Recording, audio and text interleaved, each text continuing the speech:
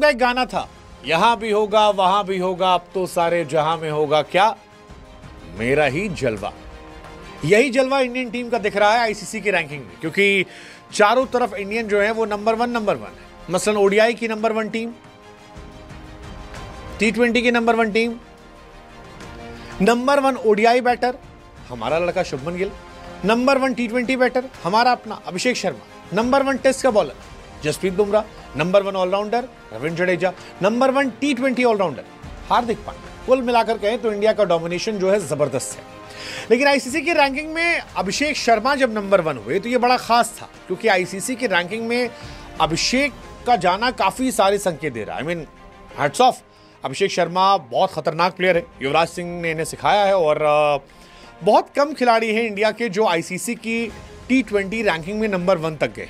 ऐसे में अभिषेक का जाना बहुत इंटरेस्टिंग है। सबसे पहले जनाब जो थे वो गौतम गंभीर साहब थे, फिर विराट कोहली थे, 3 पे सूर्या थे और उसके बाद अभिषेक शर्मा का नाम गया है। इसके अलावा आज तक कभी कोई इंडिया का नंबर वन नहीं रहा, तो ये एक बहुत बड़ा अचीवमेंट है। दूसरा, जडेजा साहब जो हैं वो नंबर वन टेस्ट ऑलराउंडर बने, बॉलिंग में नंबर 14 पर हैं, बैटिंग में 29वें नंबर पर हैं। आप उन्हें ग्रेटेस्ट ऑलराउंडर जनरेशन कह सकते हैं। बैटिंग में इंडिया से ऋषभ पंत जो है वो टॉप रैंकिंग में है 7th पर, हालांकि यहाँ थोड़ा डिसअपॉइंटमेंट है because we expected better. Jaiswal की रैंकिंग थोड़ी नीचे गिरी है, ये थोड़ा सा पेनफुल है। ऋषभ पंत 7 पर है, जायसवाल 8 पर है, शुभमन 9 पर है, बट आई एम एक्सपेक्टिंग कि ये और ज़्यादा बेहतर होगा। केएल राहुल 36वें नंबर पर, थोड़ा शॉकिंग है ये, बट इस सीरीज में जैसा खेला उन्होंने आई एम एक्सपेक्टिंग कि वो और बेहतर होंगे। जडेजा साहब जो है वो 29वें नंबर पर है, ये भी शॉकिंग है। अभिषेक शर्मा का शानदार है कि अभिषेक टॉप पर गए।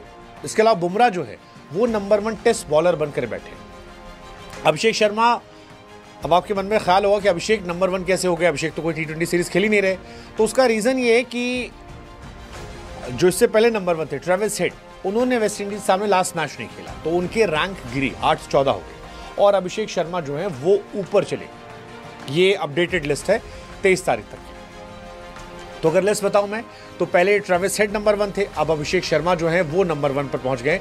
3 पर इंडिया के तिलक वर्मा है, फिर इंग्लैंड से फिल सॉल्ट हैं, जॉस बटलर वहां पर आते हैं, फिर सूर्य कुमार यादव साहब जो हैं वो जाते हैं। ये कहानी उधर जाती है। टेस्ट की रैंकिंग में भी एक बड़ा शॉकिंग चीज मुझे दिखाई पड़ी कि जडेजा ने सीरीज में जो रूट से रन बनाए, ये थोड़ा शॉकिंग था। बट ये भी बड़ा इंटरेस्टिंग है कि जडेजा साहब जो हैं वो कैसे लगातार आगे बढ़ते आ रहे हैं और धीरे धीरे धीरे धीरे धीरे धीरे वो टॉप पर जा रहे हैं। टेस्ट में इंडिया को जायसवाल को नुकसान हुआ, 3 रैंक का नुकसान हुआ है। ऋषभ पंत का फायदा हुआ है, ऋषभ पंत ऊपर गए हैं। जायसवाल क्योंकि लगातार फ्लॉप हो रहे हैं जोफ्रा आर्चर के आने के बाद स्पेशली, तो वहां वो संघर्ष कर रहे हैं। टेस्ट क्रिकेट में जो रूट साहब नंबर 1 है, केन विलियमसन जो है वो नंबर 2 पर है, हैरी ब्रूक नंबर 3 पर है, स्टीव स्मिथ 4 पर है, उसके बाद टेम्बा बबूमा है, फिर कविंदु मेंडिस है, उसके बाद इंडिया के ऋषभ पंत और जायसवाल साहब का नाम आ रहा है, तो ये भी अच्छा नाम है।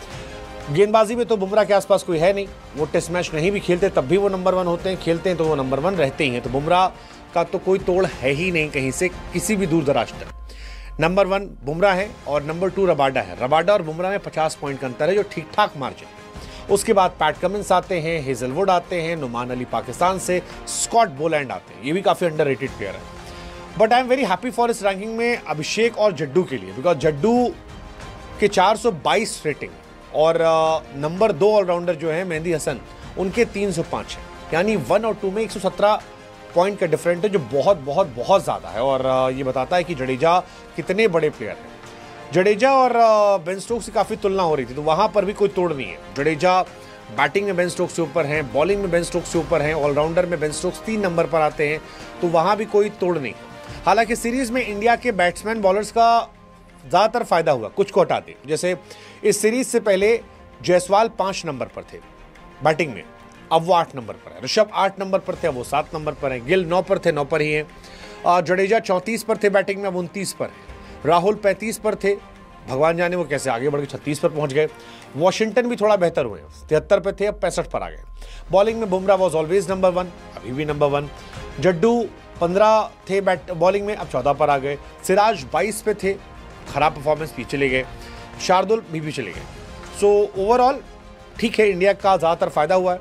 वॉशिंगटन सुंदर भी धीरे धीरे ऊपर आ रहे हैं। हालांकि बेन स्टोक्स और जड्डू के विवाद की कहानी जो है वो अभी भी चल रही है इस रैंकिंग के बीच में भी।